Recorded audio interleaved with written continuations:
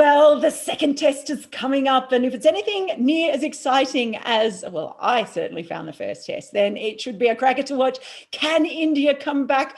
Could England do what seemingly or seemed the impossible and go 2-0 up? Well, to discuss it all with me is the great man who is on the spot there in Chennai, Deep Dasgupta. Deep, it's so great to have you here. Thanks so much for coming along. Pleasure's my. I mean, it's always great to speak to you. So yeah. How much did my mum pay you to say that? I swear, she's terrible like that. Deep, how's it been for you over there? The great thing is Butch was on this show, and I can tell you're in the same hotel because you have the same curtains behind you. Have you been enjoying lockdown life there? Oh yeah, I've kind of got used to the lockdown life. I mean, my first bubble was during the IPL, which was like for 2 months. So yeah, I mean, listen, the company is good. Like you mentioned, Boj, Ajit, and all these guys, Sunny sir. So yeah, the company is good. The cricket has been very good. A little surprised though, but yeah, I mean, how well England played. So, but yeah, I mean, can't complain about it. Well, you can complain, but as I've said to you before, is it really going to make any difference? Probably not. What do you make of going into this second test? Have you heard anything on the ground? We know that Axar Patel has been available. Yes. We know that England have got some forced changes. So looking at India first, what changes do you expect they might make, if any?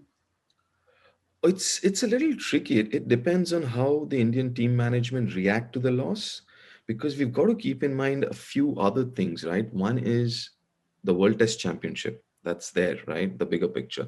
Secondly, the third test is a day and nighter. So especially day and nighter, you talk about Anderson Broad, the pink ball. So it's not like a normal tours per se. I mean, it's not a normal test series. You have these other subplots involved. So that makes it very, very interesting, because India would be wary of, obviously, the pink test, because pink test is it's a 50-50 test, right? Normally, that's what we've seen. And kind of bowling attack, I mean, Vokes, Anderson, Broad, Ollie Stone, I mean, a good bowling side. So it will be very interesting to figure out what is the team management thinking for the second test now that they've lost the first. Right. So what I gather is, again, it should be a surface where the spinners would get more help. What I believe the Indian team management wasn't very happy about was the pace of the surface. It was like it was turning, but was slow, especially the first 2-3 days. So I think they're planning to quicken the surface. I mean, it's going to turn, but quicker. So yeah, I mean, so that's something that I've been hearing. I mean, you've seen pictures of the surface, on the internet, but again, I saw a lot of grass on that surface, on that picture, but I don't see too much grass on the surface. I don't reckon there'll be too much grass there. So yeah, I mean, keeping that in mind, Axar comes in for Nadeem. That's a straight swap. Now the trick is, are you gonna, because Axar can bat? Okay, he's like the closest substitute to Ravindra Jadeja that India has, right? So he comes in, and if he bats at 7 and then Ashwin at 8, do you want to make another change, uh, like getting someone like a Kuldeep in place of Washington? Kuldeep is a wicket-taking bowler. So do you want to do that? Because Axar can do that job as a number 7 batsman. I mean, he bats all right. So that's the other thing. So one would be the straight swap. Nadeem, Axar comes in for Nadeem. Now, do you want another bowler? Or if it's a turner, if they're looking the surface to be a turner, then would you play an extra batsman then? And you say, you know what, Washington, you were brilliant, but we'll get an extra batsman in Mayank Agarwal, and maybe Rohit plays in the middle order. So it all boils down to what the team management is thinking. Ideally speaking, I won't make too many changes. Straight swap, Axar comes in. It kind of deepens your batting strength as well, or batting depth. And yeah, and bowling wise, Axar is a very good bowler. He's a very consistent bowler, somebody you can count on. Yeah. Uh, it's funny you mentioned the pitch there, and you talk about that photo. We were discussing this earlier. I have a theory, and I've been in India too when journalists have made assumptions about pitches. And if there's one thing I've learned in quite a few years of covering Test cricket now, is that people get far too carried away about pictures of pitches 2 days before a game, 1 day before a game, even the morning first of day one, because even the players don't know how it's going to play. So that everyone else making assumptions about it, really, they're just guessing, aren't they? Yeah, absolutely. I mean, listen, and I've said this before, if you get it 70%, 75%, 75% right, I mean, you've done a great job. Right. Yeah. So, I mean, listen, the curators aren't aware. I mean, they have an idea. That's how they prepare. Then you have the players over, I mean, with experience and stuff, you have some kind of an idea how the pitch should play. But then again, there are so many moving parts as far as the pitch is concerned. And we were discussing before this, I mean, the weather, the water table, the moisture content, and that can change so quickly, and especially somewhere like in Chennai, where it's hot, it's humid, I mean, amount of evaporation and stuff like that. So yeah, I mean, like I said, if you get 70, 75% of it right, I mean, you've done a great job. Yeah, exactly. So kids out there, don't get suckered in by those pictures that you sometimes see on social media. They're dangerous. Now, with England, what are you looking for? We know that Jofra Archer has perhaps got a little bit of a niggle, or he looks like he won't be playing in this next test. Does that mean we're actually going to see Broad and Anderson both play, as opposed to this revolving door? Or what are you hearing over there or expecting? I reckon both won't play, because I think it's imperative for England to have both of them playing the pink ball test. So I just get a feeling it'll be Broad and maybe someone like a Vokes or someone comes in, and especially if the surface is anything what we've been hearing about, as in the rumors about it being a Turner and stuff, then then Vokes with his batting abilities is a huge bonus as well. So I wouldn't be surprised if it's Vokes and Broad and Anderson is rested for the pink ball test.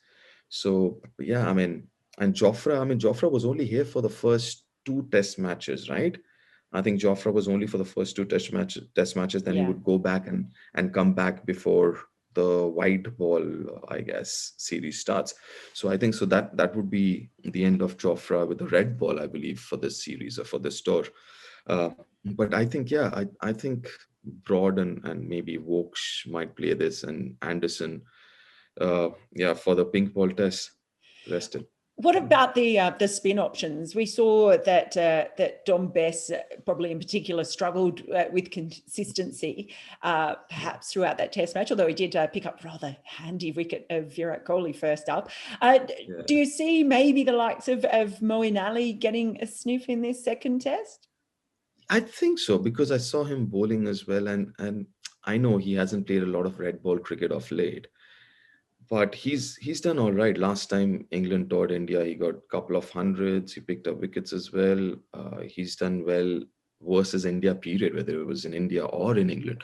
So yeah, they might look at him as well. And as you mentioned, Dom Bess, apart from that, he bowled beautifully the first 12, 13 overs. Mm. I think it was day three,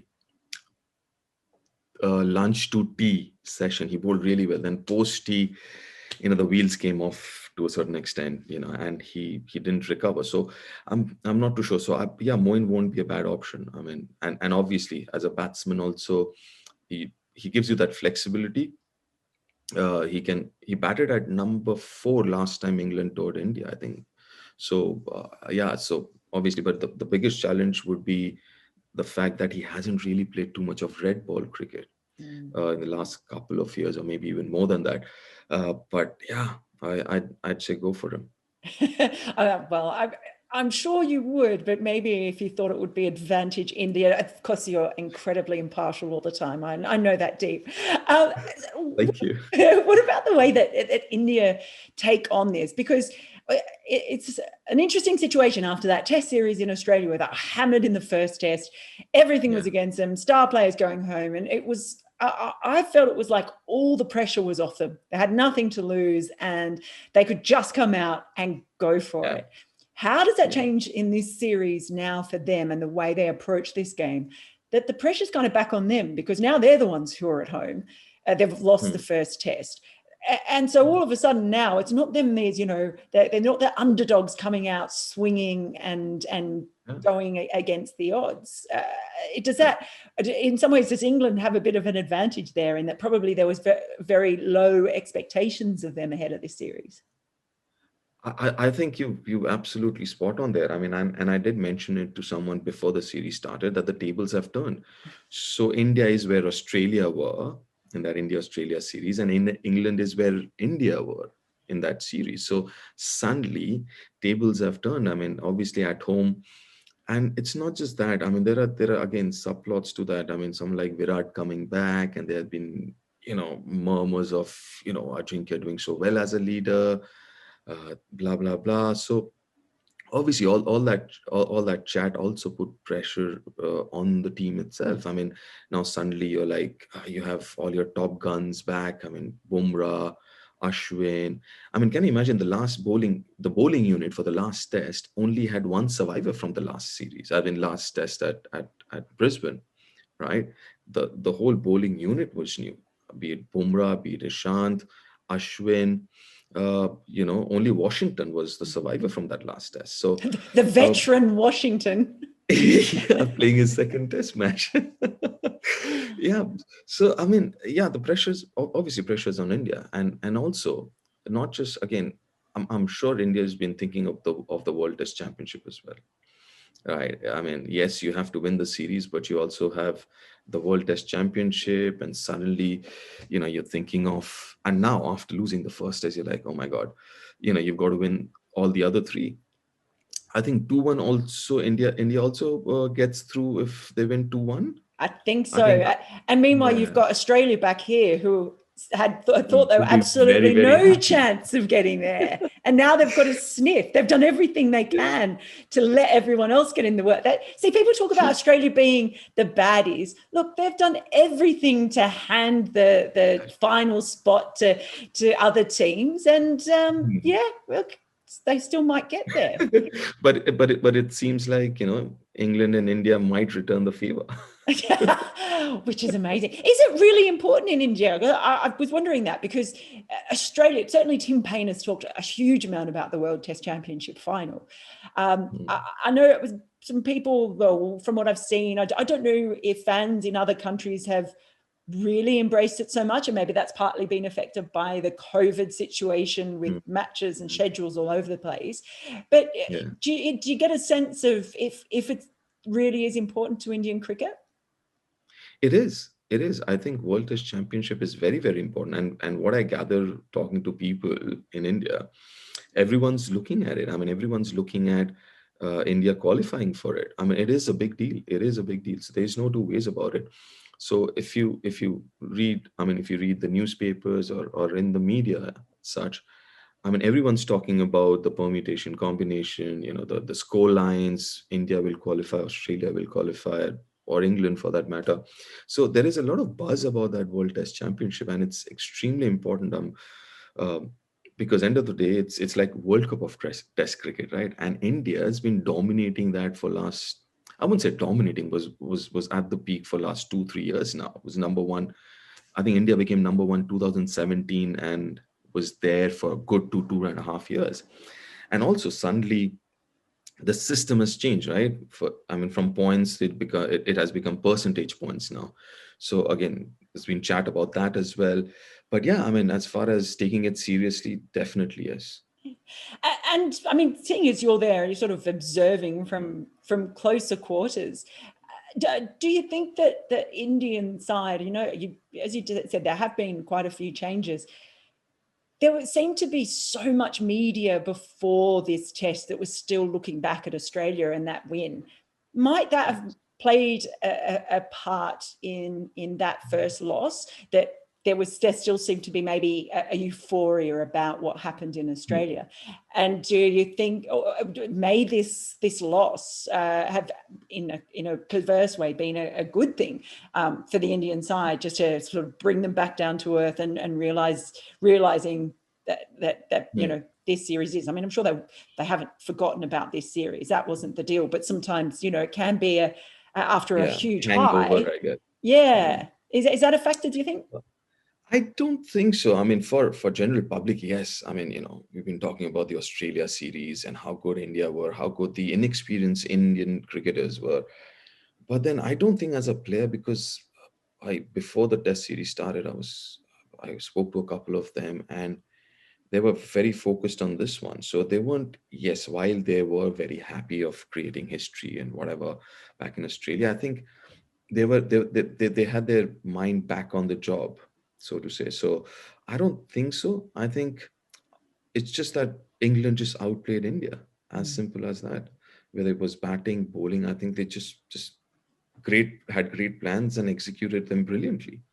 And obviously, as far as India is concerned, I mean, end of the day, it was the first innings, right? I mean, if the top six, one of them from the top six had gone on to get 100 or a biggish 100, we would be looking at it. It could be a different result, right? 450. But when you concede a 240 run first innings lead, it's going down against you. So for me, I think I don't think that was an issue with the players. Uh, but it'll be important to see how they react to the first test loss. Is there a positive reaction to that, or is there a knee-jerk reaction to that? Because, like I said, they'll be thinking about it. They'll be thinking about the World Test Championship, this series, the pink ball test, because they're also aware the pink ball test, you can't do much, right? You have to, because of the nature of the pink ball, you have to give a grassy pitch, you have to give more bounce and carry.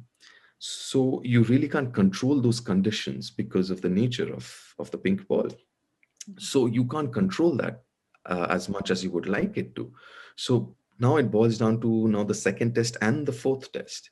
So how do they manage that? So that's going to be very, very interesting. How important is the toss going to be? We know how important it was in the first test. How important do you think it's going to be in this second test? Listen, I know it's important, irrespective of where you're playing, but it's not that India hasn't. I was just reading somewhere. I mean, India's in under Virat's captaincy has lost a lot of tosses, and they've gone on to win most of the matches, right?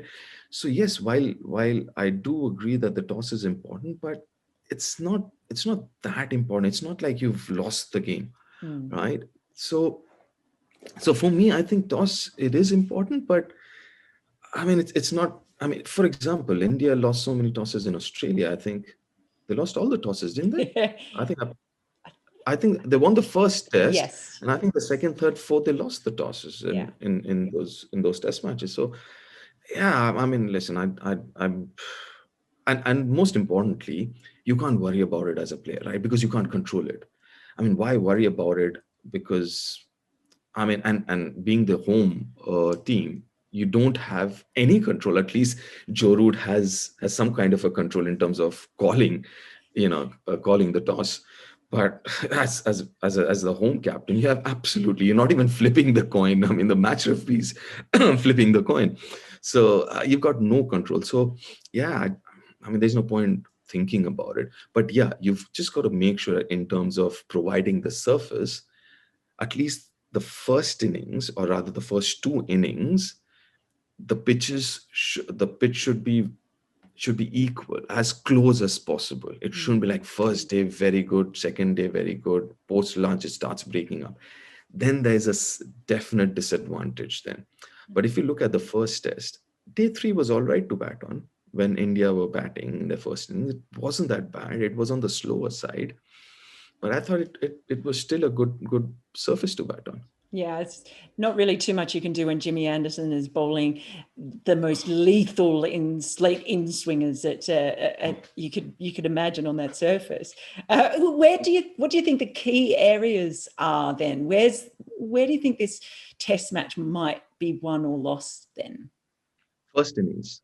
I think that's where it is. I mean, and I think it's relevant for most of the venues across the world, but especially in the subcontinent because the pitches deteriorate really quickly in the subcontinent.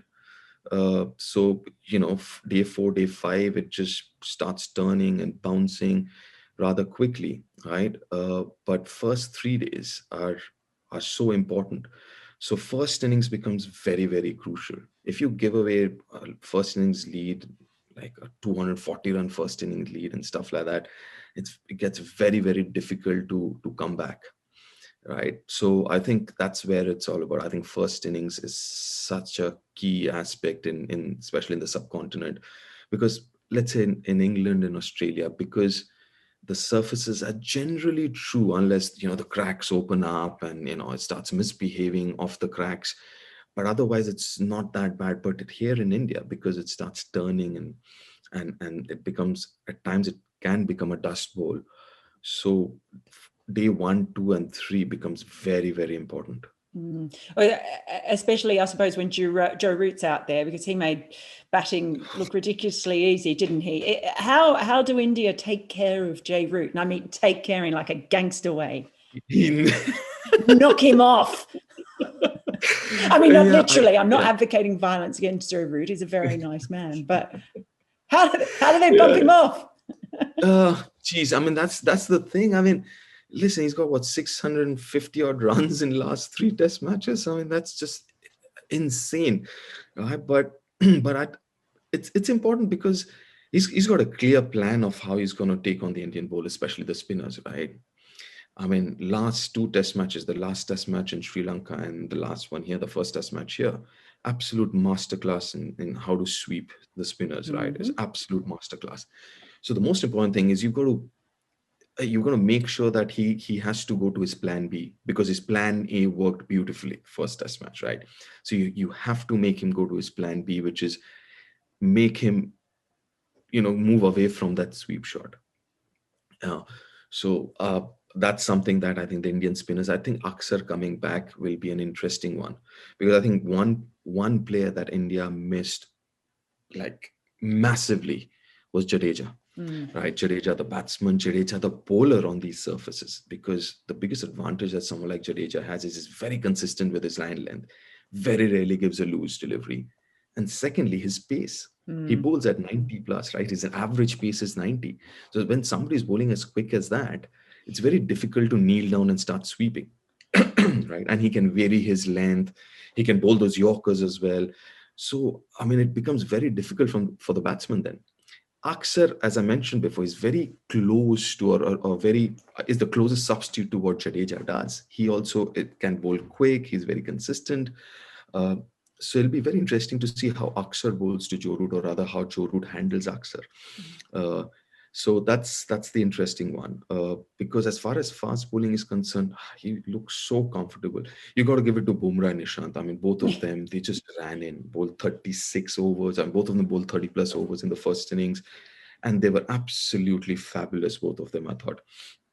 Uh, but Joe Root was I mean, he was so comfortable. So I think it's end of the day, it's going to be the spinners that has to kind of make sure that Joe Root is not sweeping. So I don't like asking people predictions because I think they're meaningless, and I hate it when someone asks me for a prediction. Like, you can say, "Oh yeah, they're going to win or they're going to lose," or but is there anything you think might change for India just in the way that they approach this generally, in the way they target certain players, or the way they approach their own batting? Yeah. Yes, I'm sure. Listen, if you look at India last Test series, they used to having their backs to the wall, right? And they fought back every time. And I saw Indians in the second innings, and you could see that intensity, you could see that sense of urgency on the field, even though the situation was different, and you can't really compare the second innings to the first, England's second innings to the first, because obviously they had a different game plan for the second innings. But if you look at that body language, it was more like the Indians in the last few years that we've seen. So yeah, I mean, things will be different. They will have to bat long in the first innings. I think that is the key for me. And also bowling wise, body language, I think was much better in the second innings. And you're going to see more of that in this series. Well, I can't wait to see it anyway. It's so exciting to have Test cricket back and Test cricket back in India, and I'm sure you Hmm. are as well. And there's going to be crowd in the second test, by the way. Yes. Oh, we didn't mention that too. Yeah, crowd for the first time. But what? It's 50% capacity, is it? 50%, yeah. Right. So that might actually be a helpful factor for India as well, I guess. And at least we won't have because I was quite distracted by the quite slightly incorrect crowd noises in that first one, where they were sort of delayed, and it was a bit confusing. Or at one point I heard the Barmy Army singing the song that they sing in Australia, where they sing Waltzing Matilda, and it was messing with my head, man. So, Okay. so hopefully the India fans won't be singing the Waltzing Matilda song, because that really will mess with my head. but it will be great to see fans back there, and I hope it all happens safely. You take care and have a great call. Thank you so much for joining us. I might see if I can tempt you back at some time during the series. Absolutely. Keeps Anytime. Going. See? Just a message away, Mel. I don't care what everyone else says about you, Deep. I think you're a great guy, honestly. What have you heard, by the way? It's just that Butch guy. Just get laid into that Butch guy. He's my neighbor. I've got to watch out. I'll bang on the door a few times. Don't let him sleep. All right. Well, thanks, Deep. Really appreciate it. And good luck for the second test. We'll talk to you soon. Absolutely. You take care too.